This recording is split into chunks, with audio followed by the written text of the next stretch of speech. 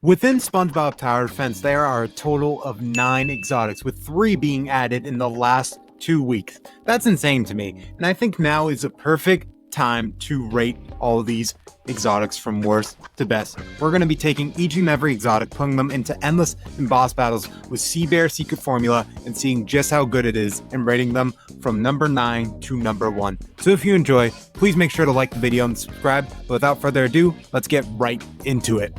Starting us off at number 9 with the worst exotic in the game, we have Mega Hydra Karen. This unit is just outclassed. She's not by any means a bad unit. It's just every other exotic in the game pretty much does her job better.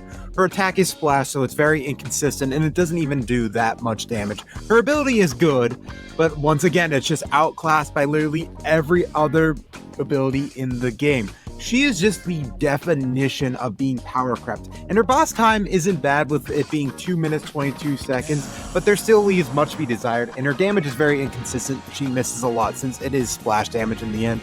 So overall, just a very inconsistent unit, just not the best in terms of damage, but not bad. If you get your hands on her, she is still usable, but just not great in comparison to the other exotics. Moving over to the number 8 spot, we have Mimic Bob. And honestly, I considered putting this one at number 9, but it is a bit more consistent than Hydra in my opinion. This unit, though, is still pretty lackluster when it comes to exotics. It's by no means a bad unit, but it just isn't doing much in terms of damage. Back when you could spam its ability, it was one of the best units in the game, but since they nerfed that, it just hasn't been great. Literally, the 2 other full AoE exotics that we're going to talk about in a second do a lot more damage and attack quite a bit faster too. His boss time was pretty unimpressive, actually less than Hydra, but the thing that puts him above Hydra in my opinion is the fact that his damage is almost always guaranteed to hit the enemies, and you know, it's not bad damage either. And like, everything about him is just good, but a lot of the other exotics just have straight up amazing abilities and amazing powers that like just put him just right above Mimic Bob.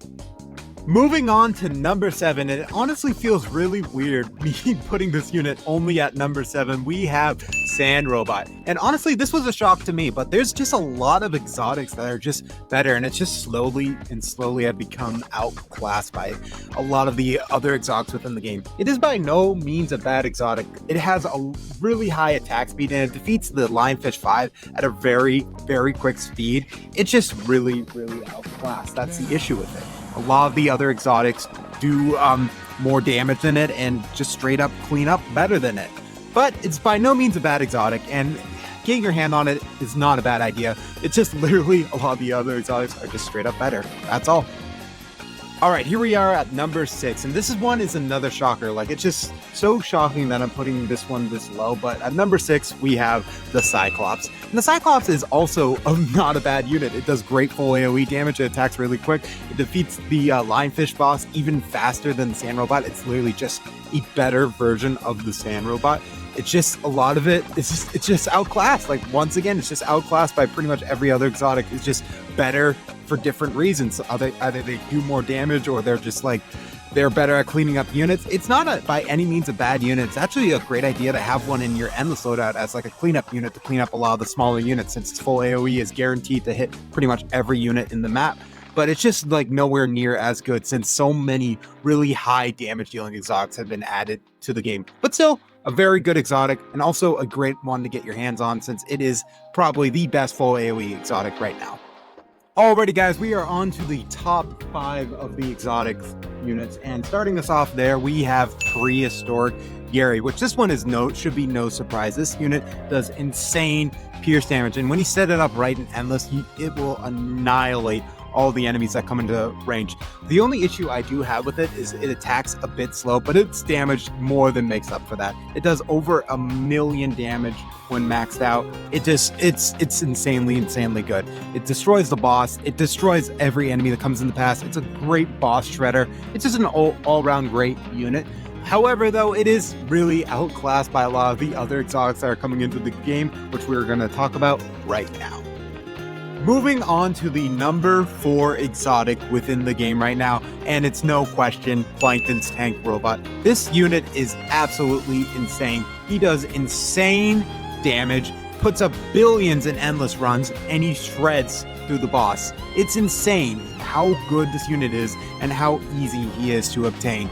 Like this, do not sleep on this unit. He is a staple in almost all endless runs, used to clean up a lot of the small enemies and also to take out all the big bosses. This unit does everything, and it's insane that it is only at number 4 because the units just keep on getting better from here. Moving on to the top 3 exotic units within the game, we got the King of Karate. This unit does insane bits of line damage, but it is only single target. But even in that case, it is an insane boss killer, managing to take it down in less than 30 seconds. It shreds through bosses in endless. Its ability is probably the best ability in the game. I love those 2 minions. They do so much damage, and they shred through small enemies and big enemies alike. They're just all around great. They do struggle against hordes though, but they are still an essential unit within your Tower of Karate loadout and your endless loadout and even your boss battle loadout. They're just insanely good and a really, really good unit to have your hands on. Alright guys, moving on to the second best exotic within the game, and this may be a shock to some, but we have Painty the Pirate. This unit is straight up insane, doing insane bits of splash damage. Yeah, that's right. It says full AoE, but it actually does splash damage. It's a bit weird. They should probably fix that at some point. But putting that aside, it does 2 million with level 50 Sea Bear. It's insanely good. And getting it up even higher can get it up to 5 million when maxed out. It's insanely broken. It does so much damage. It shreds through his boss. However, it does struggle with some smaller enemies, but its boss shredding capability and it's just straight up insane bits of damage more than makes up for it. It's insanely good. You definitely want to get your hands on this. Moving on to the final unit on the list, and if you've been paying attention, you should know what the number 1 exotic unit in SpongeBob Tower Defense is, and that title is going to Filthy Boys. This unit is straight up insane. They do insane damage. They shred through the Lionfish 5 boss. They shred through bosses in Endless. They have an insane attack speed. They have Pierce. There's just nothing not to like about this unit. They do so much, and like the thing that was holding King of Karate and Painty the Pirate back is they don't do well against hordes. Well, Filthy Boys does do well against hordes since their attack pierces. It is so good and is definitely an exotic worth getting your hands on, especially in Shiny Wumbo, because it makes it even better. And getting that 5-star is just imperative. This unit is a meta unit and is probably the best unit within SpongeBob Tower Defense. Well, there you have it, folks. That's been every exotic rated from worst to best. This is done through testing through boss battles and endless, so I hope you agree with most of my decisions. If not, though, feel free to leave a comment in the comment section down below. I would appreciate that and would love to hear your opinion on this list. Also, make sure to like the video and subscribe to that channel. It helps me out a ton.